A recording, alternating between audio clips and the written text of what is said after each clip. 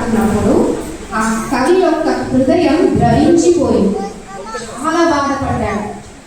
శోకం పొంగింది, శ్లోకం పుట్టింది.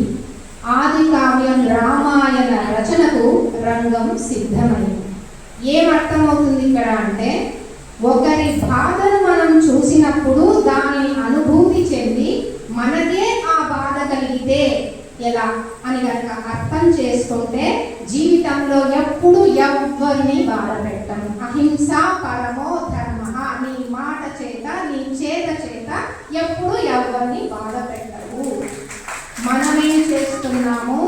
టీవీ సీరియల్స్ చూస్తూ, సినిమాలు చూస్తూ, అక్కడ కరుణాద్ర రసభరితమైనటువంటి సన్నివేశాలను చూస్తూ కొంగులు తడిపేస్తున్నాం, కర్చీపులు తడిపేస్తున్నాం, ముక్కు చీదేస్తున్నాం. నిజ జీవితంలో, దైనందిన జీవితంలో మళ్ళీ యథాతథం.